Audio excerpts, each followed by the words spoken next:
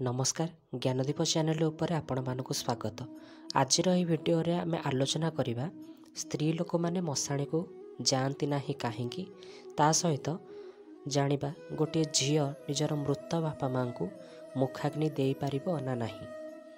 आजिकल समाज रे एपरी कथा देखा मिलूँ एवं स्त्री लोक मैंने शव यात्रा सामिल हो मशाणी पर्यंत जाउछंती एवं शव को मुखाग्नि देउछंती। किंतु ए कथा कौन ठीक?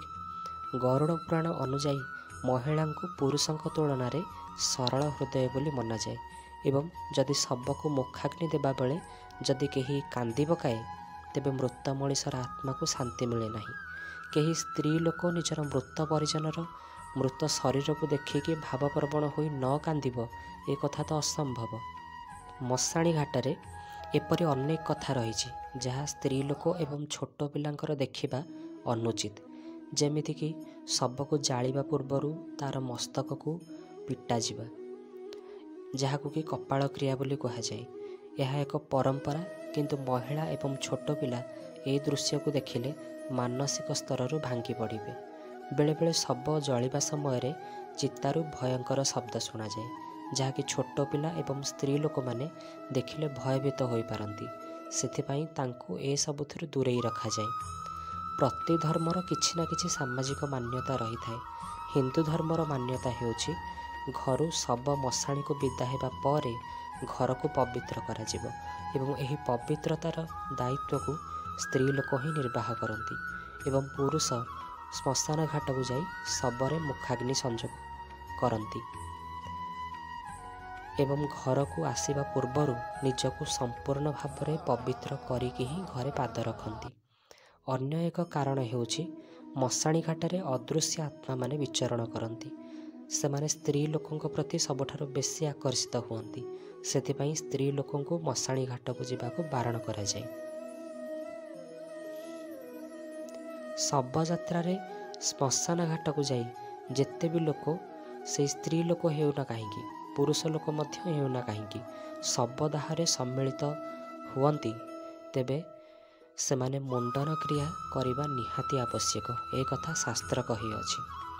कौन से स्त्री लोक मुंडन क्रिया रे जोग देवा एवं संपूर्ण भाव निजर केश को दान करिबा शास्त्र विरुद्ध कार्य बोली मना जाए एवं सेथिपाई स्त्री लोक एही समस्त काम रे जोग देवा उचित नुहे। एबे जानंतु गोटे झियो काहींकी निजर बापा माँ को मुखाग्नि देई पारिबो नाही एवं केउं परिस्थिति रे देई पारिबो।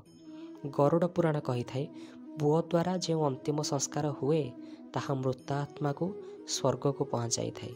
किंतु जदि यही कार्य गोटे झियो द्वारा हुए तेबे मृत आत्माटी घोर पापरे भागी हुए एवं नरकगामी हुए। गोटे झियो को ता भागर दायित्व को पालन करने को देबा पाप केमिति हो पारिबो ए कथा गोटे थर बुझंतु। गोटे झियो किंबा गोटे नारी वास्तव में भगवानंकर गोटे एपरी रचना जार महत्व को आज पर्यंत भी मनीष समाज संपूर्ण भाव में बुझीपारा ना। गोटे नारी गोटे पिंडरे प्राण संचार करी ताको ए दुनिया को आने, तेणु अन्य एक पिंडरे मुखाग्नि देवार अधिकार प्रथमे तार नाही। गरुड़ पुराण रे प्रभु नारायण गरुड़ को कहिछंती मृत मनीषर पुत्र पौत्र प्रपौत्र मित्र भाई एवं कुटुंबर अन्य केही पुरुष एमानंकर प्रथम अधिकार रही मृत आत्मारे मृत पिंडरे अग्नि संजोग करिवार। एमाने जदि कौनसी कारणरू अराजी हुअंती किंबा कौनसी पुरुष जदि कुटुंबरे परिवार रे न थांती तेबे जाई गोटे नारी को एही काम करिवार अधिकार रही एवं एही परिस्थिति रे मृत आत्मा को कौनसी पाप लगे नाही किंबा से नरकगामी हुए नाही। निजस्व मनोवृत्ति उपर निर्भर करे कि सेमाने क्यों मान्यता एवं परंपरा को मानिबे एवं क्यों कथा को मानिबे नाही। आमर संस्कृति हेउछि आमर परिचय। संस्कृति एवं परंपरा को पालन करिबा प्रत्येकंकर निज निजर इच्छा उपर निर्भर करे, किंतु बहुत लोक ए सब को केवल अंधविश्वास बोली मानि थांती। धर्म रे वर्णित मान्यता एवं परंपरा जे कोनोसी आधार नाही एटा कहिबा संपूर्ण भाव में भूल।